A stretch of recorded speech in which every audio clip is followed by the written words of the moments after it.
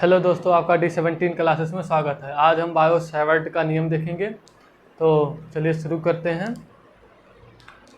तो इसमें लिखा है सन 1920 ईस्वी में दो फ्रांसीसी वैज्ञानिक बायो तथा सैवर्ट ने किसी चालक के चारों ओर उत्पन्न चुंबकीय क्षेत्र के संबंध में एक नियम प्रतिपादित किया जिसे बायो सैवर्ट का नियम कहते हैं। ठीक है, तो चलिए इस नियम को देखते हैं। कोई मान लीजिए एक धारावाही चालक है, कोई धारावाही चालक है ये।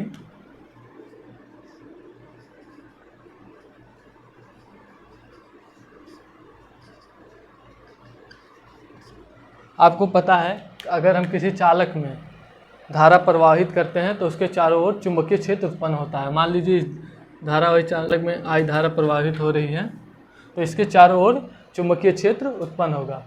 तो हम P बिंदु पर किसी, मान लीजिए P बिंदु है, P बिंदु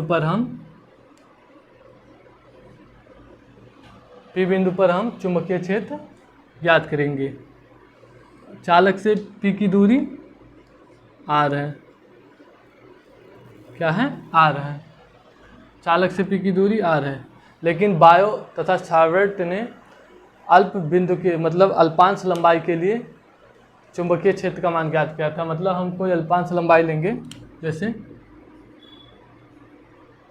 ये डेल्टा एल है, आपका अल्पांश लंबाई डेल्टा एल के लिए हम चुंबकीय क्षेत्र का मान ज्ञात करेंगे। संबंधी नियम देखेंगे तो तथा चालक तथा बिंदु P के मध्य बनने वाला कोण थीटा है। मान लीजिए थीटा कोण बन रहा है, ठीक है, क्या बन रहा है? थीटा। तो अल्पांश लंबाई के कारण उत्पन्न चुंबकीय क्षेत्र भी आपका अल्पांश चुंबकीय क्षेत्र होगा, डेल्टा भी होगा। क्यों? क्योंकि अगर हम लंबाई को और बढ़ाएंगे तो उसके द्वारा चुंबकीय क्षेत्र और मतलब ज़्यादा उत्पन्न होगा। अगर लंबाई कम है तो हमारा अल्पांश लंबाई मतलब चुंबकीय क्षेत्र कम होगा। तो अल्पांश लंबाई के लिए चुंबकीय क्षेत्र डेल्टा भी, ठीक है। तो चलिए शुरू करते हैं।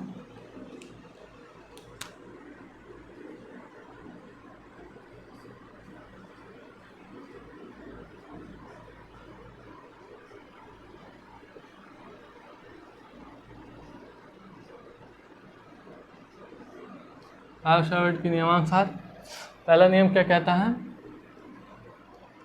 जो डेल्टा बी मतलब चुंबकीय क्षेत्र है वह धारा आई के विद्युत धारा आई के अनुक्रमानुपाती होता है। चुंबकीय क्षेत्र मतलब डेल्टा बी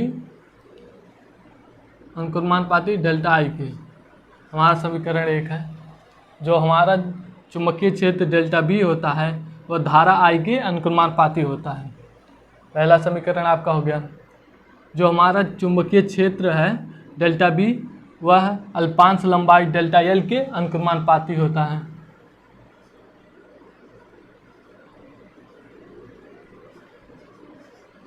समीकरण 2 क्या बताया हमने? जो हमारा चुंबकीय क्षेत्र डेल्टा बी है वह हमारे अल्पांश लंबाई डेल्टा एल के अनुक्रमानुपाती होता है। हमारा चुंबकीय क्षेत्र डेल्टा बी चालक से P तक की दूरी के वर्ग के व्युत्क्रमानुपाती होता है, मतलब R के व्युत्क्रमानुपाती है। जो हमारा डेल्टा बी है चुंबकीय क्षेत्र वह चालक तथा बिंदु P के बीच की दूरी R के वर्ग के व्युत्क्रमानुपाती होता है। तो डेल्टा बी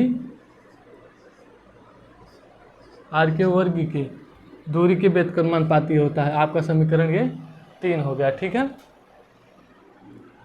जो चालक और बिंदु P वाली रेखा मतलब R के मध्य जो कोण बन रहा है थीटा, तो चुंबकीय क्षेत्र B बनने वाले कोण की ज्या के अनुक्रमानुपाती होता है।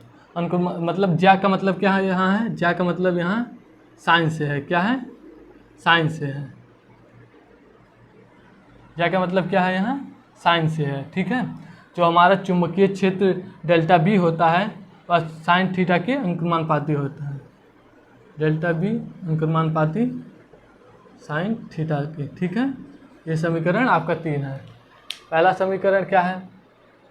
चुंबकीय क्षेत्र डेल्टा बी धारा के आई के अनुक्रमानुपाती होता है। चुंबकीय क्षेत्र डेल्टा बी अल्पांश लंबाई डेल्टा एल के अनुक्रमानुपाती होता है। चुंबकीय क्षेत्र डेल्टा बी दूरी R के वर्ग के व्युत्क्रमानुपाती होता है, ठीक है। चुंबकीय क्षेत्र डेल्टा बी साइन थीटा के अनुक्रमानुपाती होता है। तो समीकरण 1, 2, 3 व 4 से क्या निकलेगा, हमारा डेल्टा बी जो है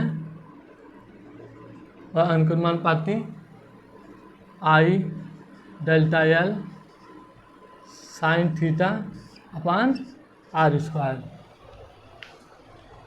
तो आपको बता दें, जब ये डेल्टा बी बराबर क्या होगा,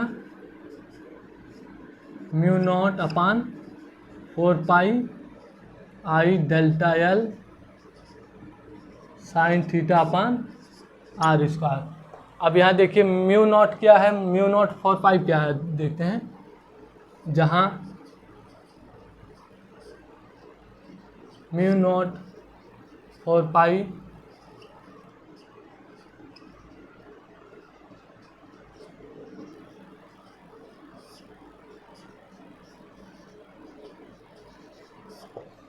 अनुक्रमानुपाती नियतांक है, म्यू नॉट अपान 4 पाई अनुक्रमानुपाती नियतांक है।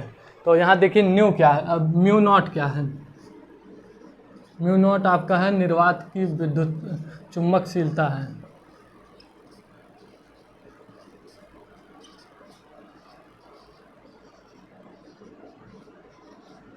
म्यू नॉट क्या है आपका, क्या है, निर्वात की चुंबकशीलता है, ठीक है।